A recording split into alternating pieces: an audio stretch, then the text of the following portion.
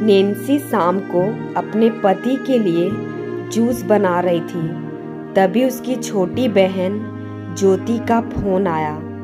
Nancy ने जल्दी से फोन रिसीव किया और कहा, मैं अभी तुझे ही याद कर रही थी। तुझे आम का जूस पसंद है ना, इसलिए जब भी बनाती हूँ हमेशा तेरी याद आ जाती है। पर नैन्सी की बहन ज्योति बिल्कुल खामोश थी। जब नैन्सी ने उसकी खामोशी का कारण पूछा तो ज्योति सिसकियों की आवाज़ नैन्सी के कानों में साफ सुनाई पड़ रही थी।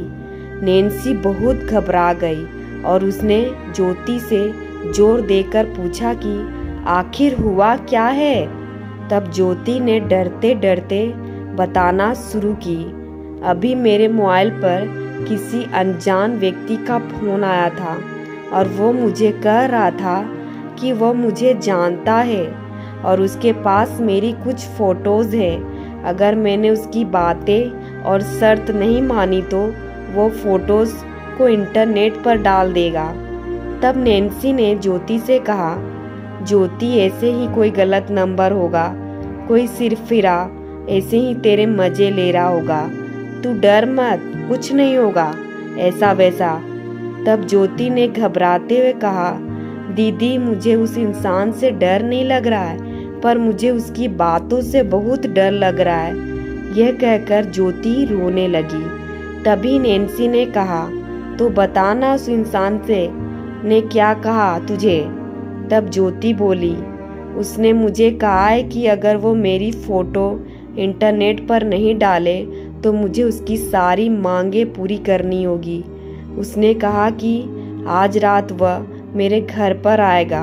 और इतना कहते ही ज्योति जोर जोर से रोने लगी और रोते रोते बोली, दीदी मुझे उसकी बातें सुनकर घिन आ रही है। ऐसा लग रहा है जैसे उसने मेरे साथ कुछ गलत कर दिया हो।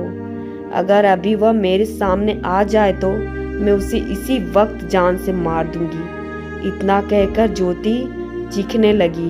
तभी नैन्सी ने ज्योति से कहा, अरे ज्योति तू संभाल अपने आप को और मुझे उस घिनौने इंसान के नंबर भेज, मैं उसे अभी मजा चखाती हूँ। यह कहकर नैन्सी ने फोन काट दिया। ज्योति ने उस बदमाश के नंबर और उनके बीच हुई बात की रिकॉर्डिंग नैन्सी को भेजी। जब नैन्सी ने वो रिकॉर्डिंग अपने पति को सुनाई तो दोनों के होश उड़ गए। नैन्सी और ज्योति दो बहनें हैं। उनकी मम्मी का अभी 2 साल पहले ही देहांत हो चुका है और नैन्सी के शादी 1 साल पहले हुई थी। घर में बस अब उसके पापा और ज्योति ही हैं। अब मोबाइल पर ऐसी धमकी भरी अश्लील बातें कोई भी बेटी अपने पिता को आसानी से नहीं बता सकती। इसलिए ज्योति ने सारी बातें अपनी दीदी नैन्सी को बताई। अगले दिन ही नैन्सी और उसका पति पुलिस स्टेशन पर जाकर उस इंसान के खिलाफ पुलिस कंप्लेन करवाया। बाद में जब पुलिस ने छानबीन की तो पता लगा वो लड़का ज्योति के मोहल्ले का ही निकला, जो मानसिक गंदगी से पीड़ित था। उसकी सोच और उसके विचार हर एक लड़की के प्रति घिनौनी नज़र रखते थे। उससे पता था कि ज्योति की मम्मी का देहांत हो चुका है और वो दिन भर घर में अकेली रहती है और वो इसका फ़ायदा उठा सकता है। और वह लड़का अपनी बुरी नज़रों और घटिया बातों से ज्योति की आत्मा के साथ खिलवाड़ कर रहा था। पर बाद में जब उसे पुलिस ने पकड़ लिया तो उसे जेल के सलाखों के पीछे जाना पड़ा।